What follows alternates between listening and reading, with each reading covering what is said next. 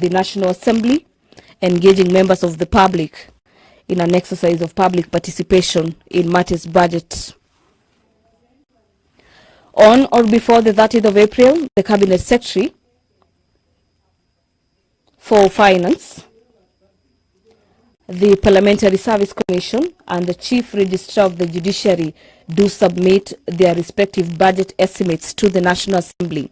This is what has been considered by the National Assembly for the better part of last week and early this week, where the National Assembly has been considering the budget estimates for the nation. And at this particular juncture, the Speaker of the National Assembly, Honorable Dr. Moses Wetangula, is already in the chambers this afternoon, signaling that the business of the National Assembly will be kicking off any moment from now. So kindly allow me to hand over for this live broadcast brought to you by PBU in partnership with the Kenya Broadcasting Corporation. My name is Gladys Mongai. Enjoy your viewing. Ambaye kwa hekima na wema wako umetoa nyadhifa za viongozi na mabunge kwa ustawi wa jamii na utawala wa haki wa wanadamu. Tausi utasame kwa neema nyingi sisi watumishi wako ambao wameridhika kutuita ili tutekeleze shughuli muhimu za jamhuri yetu. Tunakuomba uteremshie baraka zako sisi tuliokutanika hapa na utujalie tuyatende na kufikiria mambo yote atakayofikishwa mbele yetu kwa njia ya haki na uaminifu, ili utukufu na sifa zako siendelezwe na ili kustawisha amani, ufanisi na heri ya nchi yetu na wale ambao haja zao umezikabidhi mikononi mwetu. Amen.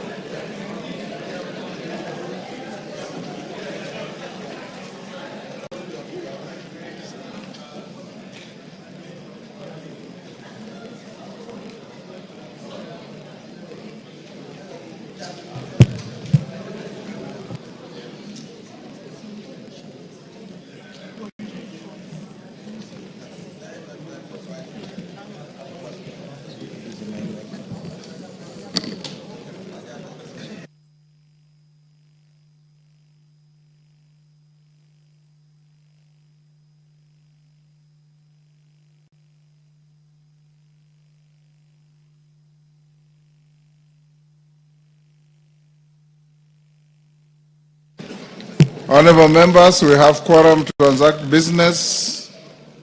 Clerk. Order number 1, administration of oath. Order number 2, communication from the chair. Order number 3, messages. Order number 4, petitions. Order number 5, papers. Majority Leader. Honorable Speaker, I beg to lay the following papers on the table of the House today, Thursday, June 12, 2025. 1. Report to Parliament on all new loans contracted by the Government of Kenya from 1st January 2025 to 30th April 2025 from the National Treasury and Economic Planning. 2. The County Government's Budget Implementation Review Report for the first 9 months for the financial year 2024-2025 from the Office of the Controller of Budget. And 3, reports of the Auditor General and financial statement for the years ended 30th June 2024 and the certificates therein in respect of A. Cardinal Odinga Girls High School, 2. Kiondoni Girls High School, 3. Lugulu Girls High School, 4. Muswani Secondary School, 5. Ngias Girls High School, 6. St. Angela Girls Secondary School, 7. St. Charles Luanga Secondary School, 8. St. Matthias Mulumba Matiani Boys School, 9 St. Monica Girls Mulutu Secondary School, and 10 Vihiga Friends High School. Honorable Speaker, I lay. Thank you. Thank you. Chairperson, Departmental Committee on Administration and Internal Security.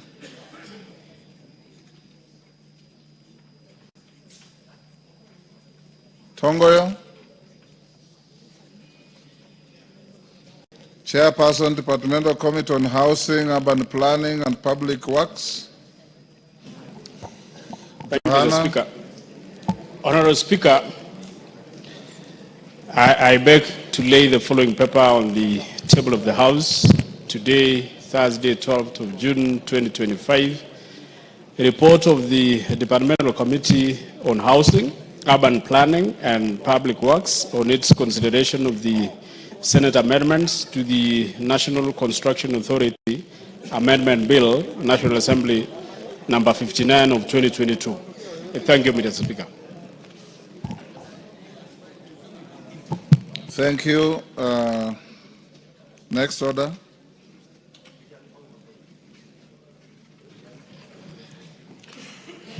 Order number 6, notices of motion. Chairperson, Departmental Committee on Administration and Internal Security. Raso, where is your chairman? Are you holding any briefs?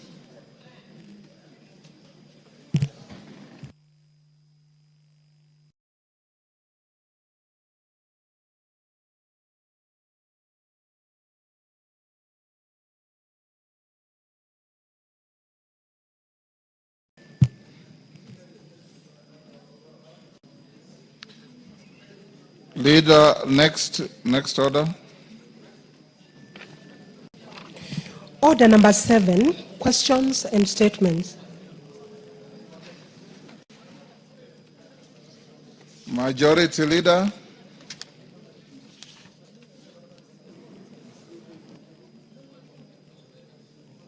Your Thursday statement.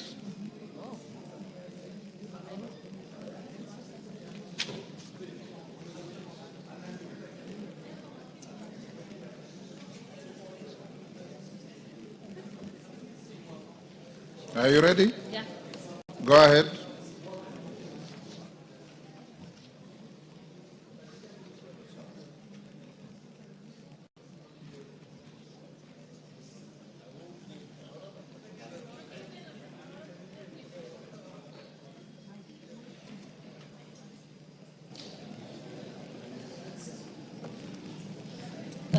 Naomi, Honorable Speaker.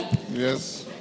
Pursuant to provisions of Standing Order 4.2a, I rise to give the following statement on behalf of the House Business Committee, which met on Tuesday, 10th June 2025, to prioritize business for consideration during the week.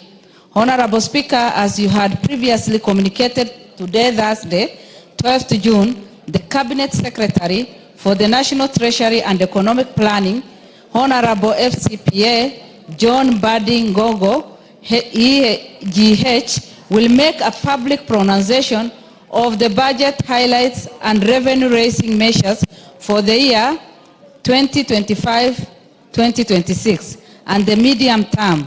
In this regard, I wish to remind members that the House is expected to prioritize consideration of the budget-related bills, taking into consideration the statutory timelines applicable to the budget-making process.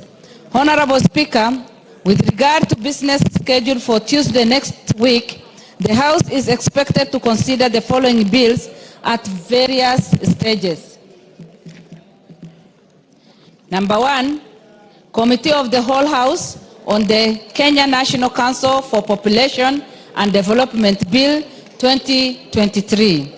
And B, consideration of Senate amendments to the National Disaster Risk Management Bill 2023.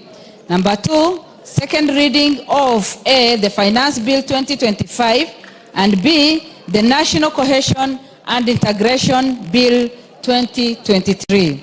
Additionally, Honorable Speaker, Debate will be undertaken on the following motions, some of which are subject to respective committees tabling their reports. Number 1, consideration of nominees for appointment to National Police Service Commission. Number 2, approval of the mediated version of the Division Revenue Bill 2025. Number 3, consideration of Senate amendments to the National Disaster Risk Management Bill 2023.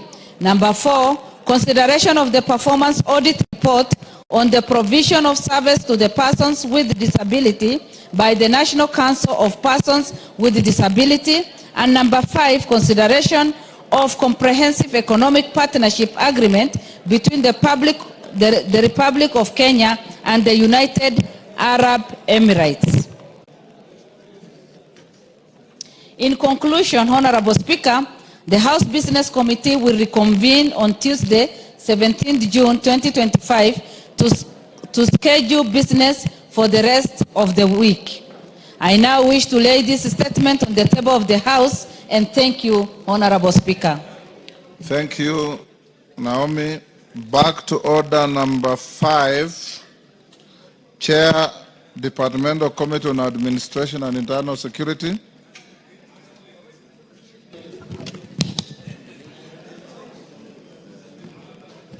Lay your paper. Yeah. Thank you, Honorable Speaker. Honorable Speaker, I beg to lay the following papers on the table of the House today, Thursday, 12th June 2025. Report of the Departmental Committee on Administration and Internal Security on its approval hearing of the following nominees for the appointment as members of the National Police Service Commission. 1, Ms. Peris Mudhoni Kimani, Mr. Benjamin Juma Ima, and Professor Coletta Suda. Thank you. I laid. At order number 6, proceed to give your notice of motion. Thank you, Honorable Speaker.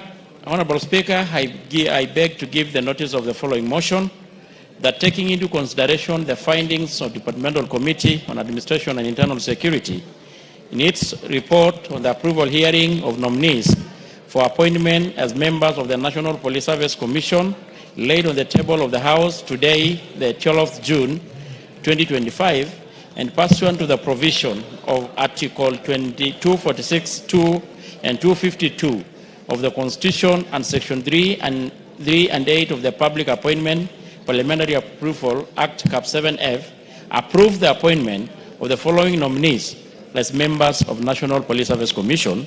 1, Ms. Peris Mudhoni Kimani, Benjamin Juma Ima, and Professor Coletta Suda. Thank you, Honorable Speaker. Thank you. At order number 7, Chair, Committee on Security and Internal, on Administration and Internal Security, you have a date with the House. Musa Sirima, be orderly. Please, Nano. Are you Thank ready? you. Thank you, Honorable Speaker. You did instruct me on behalf of this House, Honorable Speaker, to carry interrogation on the NPS, the IG, and the IPOA in regards to the unfortunate death of Albert Ojwang. And Honorable Speaker, I was to give a preliminary report on this House this afternoon, as you did instruct.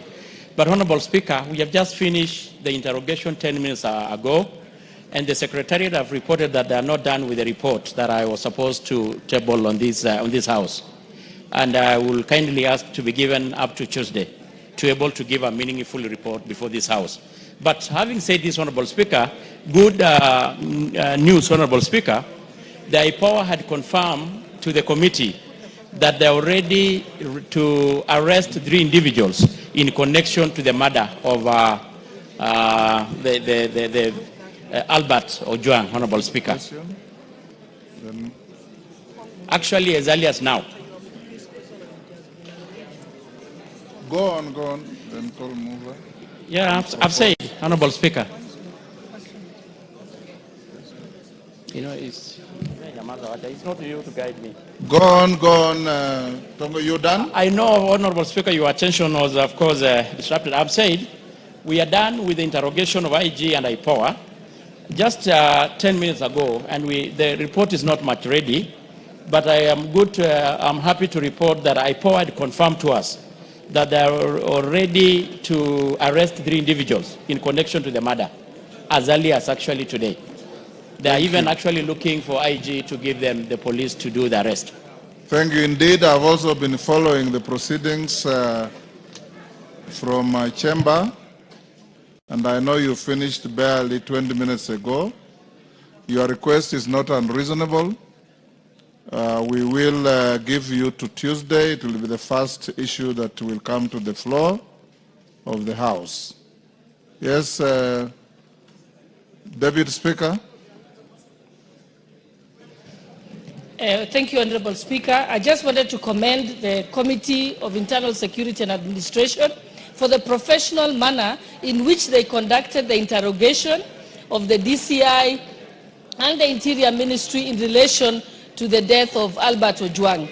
It was not a public gallery theater like that happened in the Senate. They were very clear and very focused and deliberate on ensuring that whatever questions were asked were leading to ensuring that they get justice for the family of Albert Ojwang. So I want to congratulate the committee for their professionalism. Thank you, Honorable Speaker. Members, you know today is a day for special business. The chairman of the committee has said, order. The chairman of the committee has said, and I see many members of that committee here because I was following the proceedings, that they just finished the interrogation of the security agencies, and he's told you what remedial action is taking place, and he'll bring a report on Tuesday to which I'll allow you to debate if you wish. Yes, Minority Leader. Mr. Speaker, thank you for your guidance, Mr. Speaker. Mr. Speaker, this is a very, very serious matter, and it is good that Parliament seized of it, Mr. Speaker, and we have faith in the Committee of National Security of Parliament, Mr. Speaker, to bring us a very detailed report on what happened, Mr. Speaker. Mr. Speaker, this is a young man who has lost his life in a very mysterious way, Mr. Speaker, and the family is grieving. But I want to add to it, Mr. Speaker, that let us not politicize this matter. Let us leave the investigative agencies to do their work and report to this House, Mr. Speaker, and report to the country, Mr. Speaker. When one of our colleagues here abducted himself, the police did a fantastic job. They told us what happened. So, Mr. Speaker, we expect a detailed report of that nature, Mr. Speaker, from the police soon as possible, Mr. Speaker. Because, Mr. Speaker, as people from the Fish Lake region, we are grieving, Mr. Speaker. We have lost a very young, prominent young boy, Mr. Speaker, who had a very bright future. But when I see people taking advantage of it politically, Mr. Speaker, I feel very sad, Mr. Speaker. So, Mr. Speaker, I am very happy that you directed the Committee of National Security to look into this matter, and also the police and the Independent Police Oversight Authority. Mr. Speaker, I want a report as soon as possible so that we know what happened to our son as people from the South Genz region, Mr. Speaker. So, Mr. Speaker, let us not politicize this matter. If you want politics, kill your son and go and mourn on your own, Mr. Speaker. Order, members. Let's not open this. Order. Order, members. I did direct in your full view the chair of the committee to expeditiously bring facts to the House, not rumors, facts. And I followed the proceedings. Members of that committee, I salute you. You have been very, very incisive in putting questions to those police officers. And I hope and believe that on Tuesday, Tongoyo, you bring a comprehensive report, and any one of you who wants to comment, who has material to add, I'll give you an opportunity. We must move to the next business. Call out order number. You have already said that. Yes. Go to order number 8. Order number 8, motion. Report of the Committee of the Whole House on the Culture Bill, National Assembly Bills number 12 of 2024. Question to be put on that reading.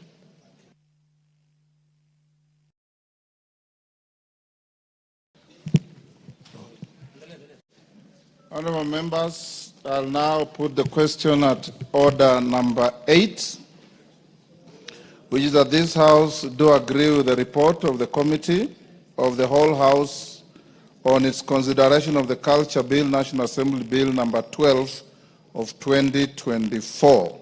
Mover. Honorable Speaker, sir, I beg.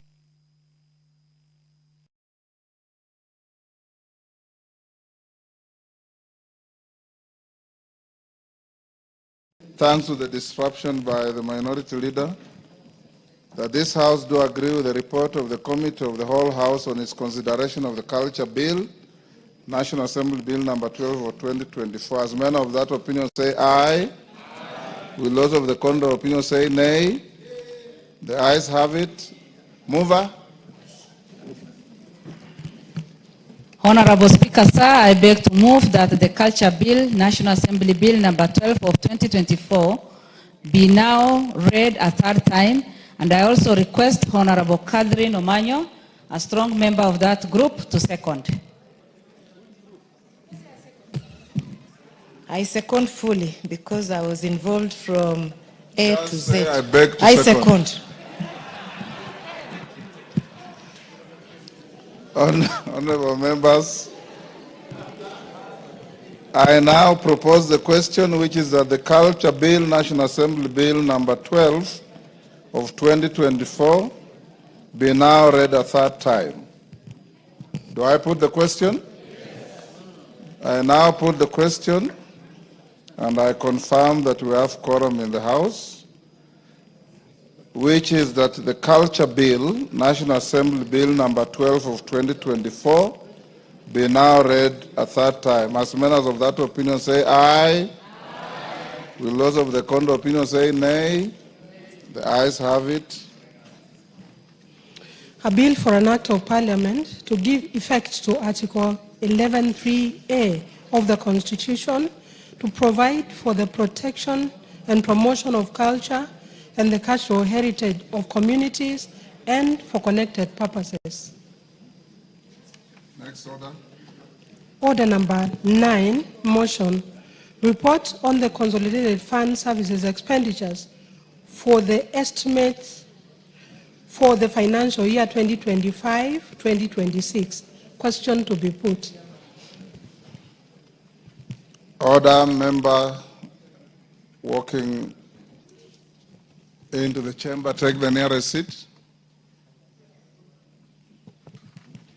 Honorable members, I now put the question at order number 9, which is that this House adopts the report of the Public Debt and Privatization Committee on its consideration of the consolidated fund services for the budget estimates for financial year 2025-2026 laid on the table of the House on Wednesday, 11th June 2025.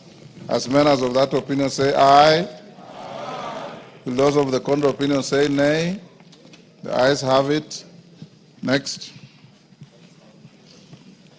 Order number 10, the Learners with Disabilities Bill, Senate Bill number 4 of 2023. Second reading, question to be put. Order, members on their feet, take the nearest seats. Kimani, take the nearest seat.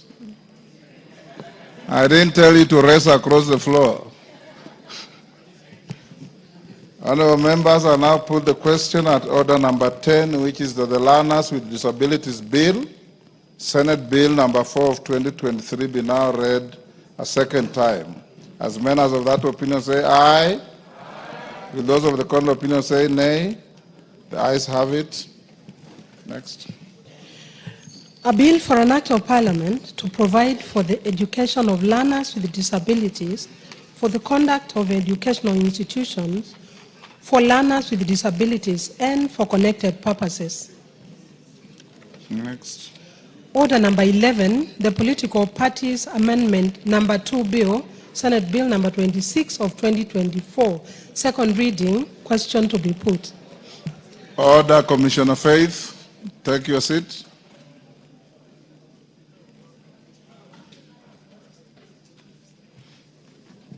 I'll now put the question at order number 11, which is the Political Parties Amendment number 2 Bill, Senate Bill number 26 of 2024, be now read a second time. As members of that opinion say aye. Will those of the contrary opinion say nay? The ayes have it. A bill for an act of parliament to amend the Political Parties Act, Cap 7B, and for connected purposes. Next, Chair of Budget Committee, you have Finance, sorry, you have some papers to lay on the table. Honorable Speaker, I beg to lay the following paper on the table of the House today, Thursday, the 12th of June, 2025. A report on the Departmental Committee on Finance and National Planning on its consideration of the Finance Bill, National Assembly Bill number 19 of 2025.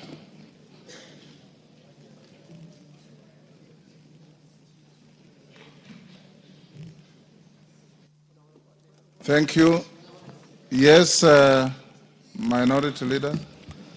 Mr. Speaker, the report on the finance bill has been tabled just a few seconds ago, Mr. Speaker. Correct. And once it is tabled, Mr. Speaker, it becomes a public document. Mr. Speaker, we want to urge the citizenry, together with members of our colleagues, to read the report, because there are 3-4 versions of finance bills in the country, Mr. Speaker, and everybody is talking about his own finance bill.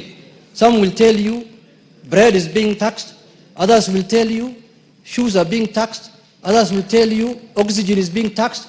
Mr. Speaker, the real finance bill, and it is recommendation and it is report, which they did extensive public participation, has just been tabled, Mr. Speaker, by the chairman of the Finance Committee. So I'm talking to the country at large and colleagues that please, this is the finance bill that has been brought. This is the finance bill of 2025. There is no another finance bill, Mr. Speaker. So it is important for the public to know that from today they can collect the report from the Parliament and read it, Mr. Speaker, as the real finance bill and not the fake one that is being propagated by certain people in certain villages, Mr. Speaker. It can't be said any better, honorable members. I want to emphasize what I've been telling you over and over. You are elected to come and legislate in this house, not at funerals. And you'll see many of you going to oppose non-existent clauses in the bill at funerals. But when you come to the house, you are nil by mouth. That is not how to legislate. Yes, Robert Mbui. Yeah, thank you, Mr. Speaker. You know, the finance bill is not being tabled today. It's been around. Yes. What is being tabled today is the report of the committee. Yes. So we've been discussing the finance bill, and the public has been discussing the finance bill, so that those contents that were probably very uncomfortable for people would be removed. So I wanted to clarify that. But Mr. Speaker, I just wanted to, before the CS for Treasury comes here, you know, we have two major issues that as members of parliament we are still, you know, waiting to get a solution to.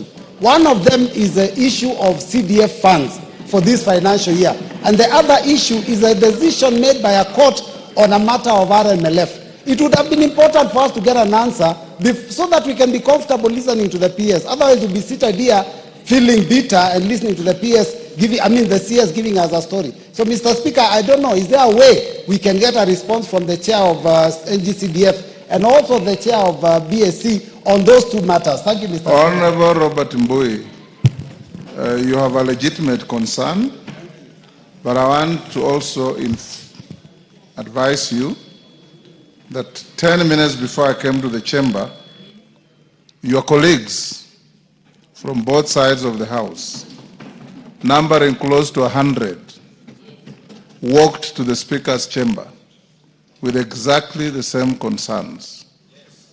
And I did explain to them in very clear terms and details. And we reached an understanding that the worries that you have, since you are not in the meeting, are neither here nor there. We are okay, and you'll be okay. And if you want to order Honorable Naika, it's out of order to do what you are doing, and you are a senior in this house. So, Robert, I know the concerns are legitimate, and the process we are taking are equally satisfactory. So hold your horses on that. I am your last line of defense on all these issues, and you know that. Majority Leader, would you now look for the Minister of National Treasury and walk him into the chamber for the solemn business of this afternoon?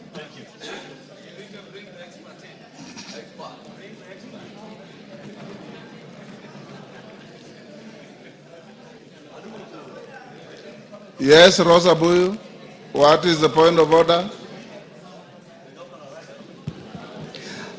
Thank you, Speaker. Speaker, I like it that you said the minister, but I also want to add something. Probably you just forgot to mention it, the expert minister.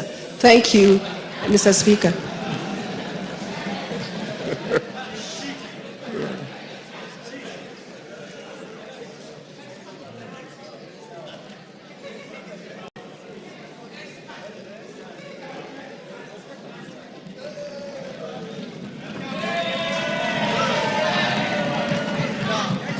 Minister, take your seat.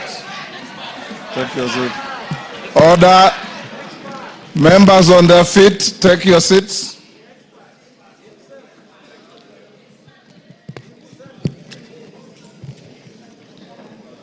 Honorable members, I have a short communication. Honorable members, Section 40 of the Public Finance Management Act, Cap 412A, and the Standing Order 244C. Who is the member with his phone?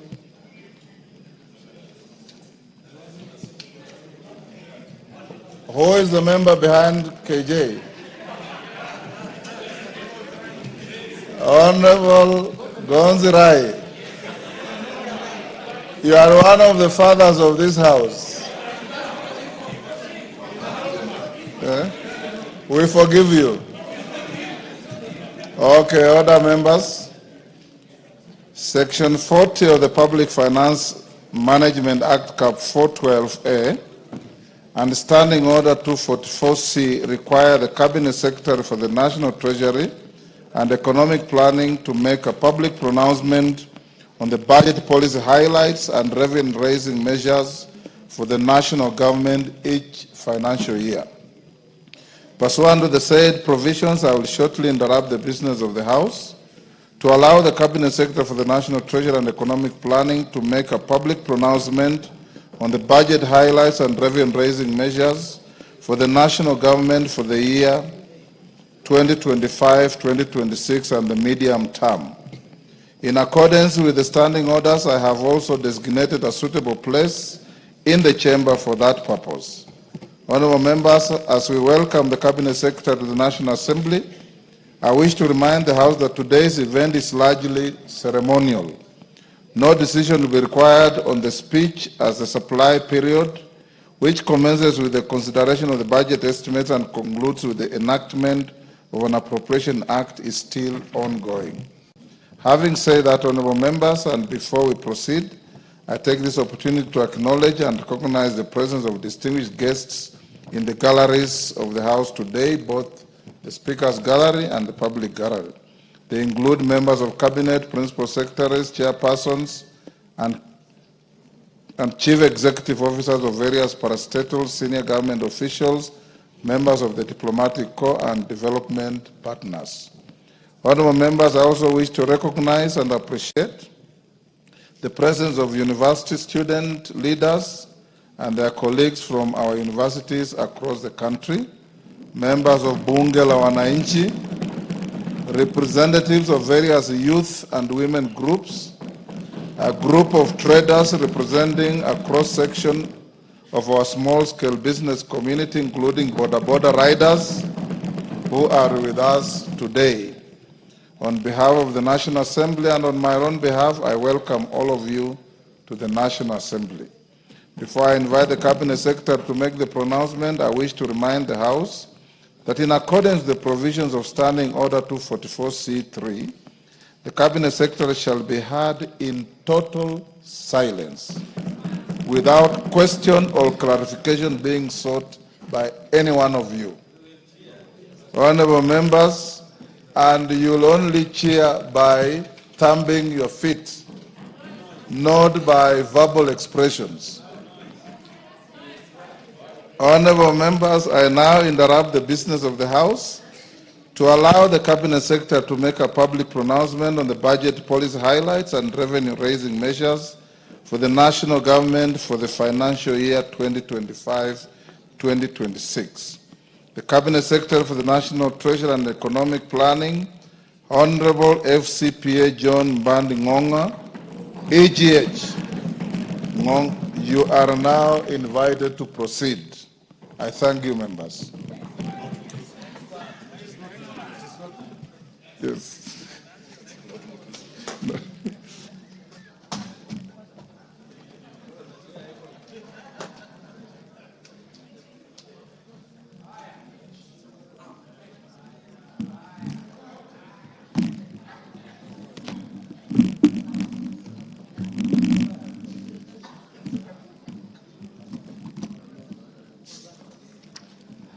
Thank you, Mr. Speaker, and honorable members of the National Assembly. I want to thank you, Mr. Speaker, for granting me this opportunity to read budget highlights and revenue-raising measures for 2025-2026. Mr. Speaker, it is with great honor and privilege that I present to this esteemed House and the people of Kenya the budget statement for the financial year 2025-2026 budget. I make this statement in compliance with Section 40 of the Public Finance Management Act, Cap 412A, and the Standing Order number 241 of the National Assembly. Mr. Speaker, these legal provisions give life to the building constitutional requirements of good governance to which the President and certainly the National Treasury and Economic Planning remain fully committed to. Mr. Speaker, at the outset, allow me to express my sincere gratitude to His Excellency, Honorable Dr. William Samoei Ruto, the President of the Republic of Kenya and Commander-in-Chief of the Defense Forces, for the trust he bestowed upon me by appointing me as the Cabinet Secretary for the National Treasury and Economic Planning to provide leadership in economic and financial affairs of our country. I remain mindful of the aspirations and high expectations of the Kenyan people as I serve in this office.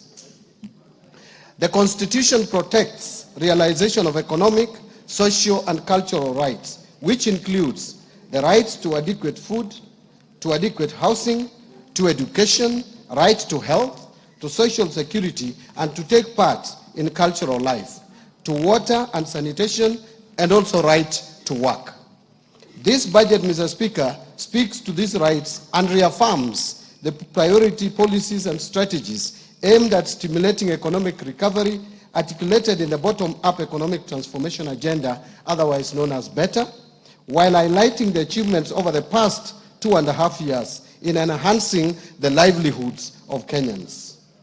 At its core, BETTER has adopted a value chain approach, focusing on strategic investment in areas that generate the highest impact, particularly in job creation and income generation at the grassroots level.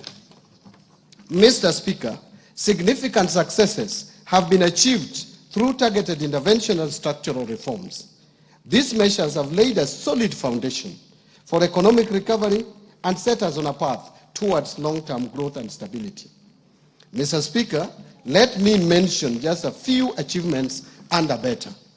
First, the Kenyan economy has remained resilient and registered an average growth of 5.2% for the period between 2023 and 2024, outpacing both global growth of 3.3% and 3.8% for the sub-Saharan African region over the same period. Other macroeconomic fundamentals such as inflation and exchange rates have strongly rebounded and are projected to remain stable. Second, the government has rolled out fertilizer and seed subsidies to farmers across the country, and that has boosted production in key food value chains and revived underperforming or collapsed export crops such as pyrethrum. Since February 2024, Mr. Speaker, a total of 6.5 million registered farmers have benefited from the fertilizer subsidy program. And as a result of these initiatives, the cost of fertilizer has declined by 67% from Kenya shillings 7,500 in 2022 to 2,500 in 2025. While maize production has increased by 38.9% from 61.7 million bags in 2022 to 85.7 million bags in 2024. This is a clear demonstration of the positive impact of our agricultural reforms towards food security and improved household income.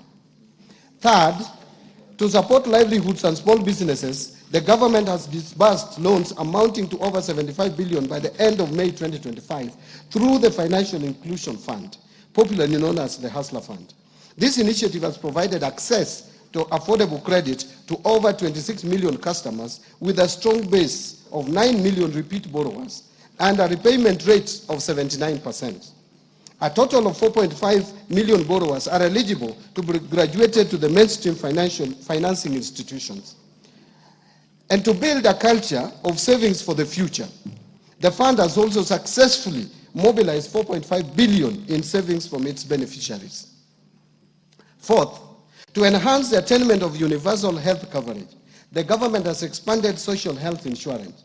And as of May 2025, more than 22 million Kenyans were registered with the Social Health Authority, what we call SHA, representing a remarkable 175% increase in membership compared to the 8 million previously enrolled under the defunct National Hospital Insurance Fund, NHIF. This marks a major milestone, Mr. Speaker, in our health sector reforms and brings us closer to our goal of equitable, affordable, and accessible health care for all. Fifth, in fulfillment of the commitment to deepen home ownership and close the housing gap, the government has facilitated the construction of affordable housing units across the country. Since September 2022, 2,379 affordable housing units have been completed across 4 counties, with another 11,000 units in the last stages of completion. The units have been advertised for sale to the public through the Bomayangu platform. And in addition, there are 148,465 units under active construction across the remaining 43 counties. As part of the program, the government is also supporting the development of institutional housing for the uniformed services and students. Mr. Speaker and honorable members, these efforts have created over 250,000 direct and indirect jobs for Kenyans. In addition, over 11 billion has been ring-fenced for Juakali and MSMEs to support local fabrication of steel doors, windows, and other construction materials. Sixth, to drive digital transformation and inclusion, the government has expanded last-mile fiber optic connectivity to 13,590 kilometers in 2025, up from 8,900 kilometers in 2022, an increase of 53%. Two, established 285 digital hubs across the country, and also increased the number of digitized government services from 350 in 2022 to 20,985 in 2025 through integration with the e-citizen and mobile platforms, ensuring seamless access for all Kenyans. Seventh, to promote access to reliable and competitive energy, the government has expanded energy generation by installing an additional 167 megawatts of electricity from 3,076 megawatts in 2022 to 3,243 megawatts in 2025. This has enabled connection of 932,839 more customers to electricity. The system peak has increased from 2,149 megawatts of electricity in July 2022 to 2,316 megawatts of electricity in February 2025. The total number of customers connected to electricity has increased to 10 million in 2025 from 8.9 million in 2022. Eighth, to boost education and training outcomes in the country as a tool of creating equality in the society, the government has invested significant resources and implemented radical changes in the education sector. And these include resolving the uncertainty around the competency-based curriculum, CBC, launching of the Kenya Education Management Information System to consolidate all existing student registers from early childhood development to institutions of higher learning into a single centralized database. And three, rolling out of a new student-focused higher education focusing model with special emphasis for students from vulnerable families. Additionally, in order to improve the teacher-student ratio, the government has recruited 76,000 teachers, including junior secondary school teachers.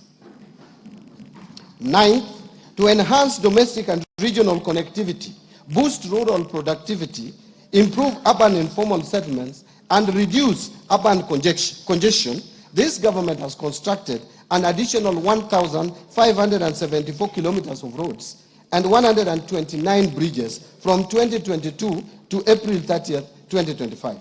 Further, the government has rehabilitated an additional 212 kilometers of roads and periodically maintains 126,177 kilometers of roads. 10. The government has also made significant progress in expanding social protection through the Inua Jamii Cash Transfer Program. From 2022 to 2025, the number of households with orphans and vulnerable children receiving support has increased by 65% to 428,421. Additionally, persons living with disabilities registered for support grew by 34% to 59,637. The number of senior citizens aged 70 years and above registered for social protection also rose by 66% to over 1.2 million. These efforts have provided stable incomes to the beneficiaries and reduced their dependency on relatives, enhancing their dignity and quality of life. Mr. Speaker and honorable members, notwithstanding these achievements, we are aware that a lot remains to be done in order to address the pressing challenges facing Kenyans. And Mr. Speaker, in this year's budget making process, we accorded Kenyans an opportunity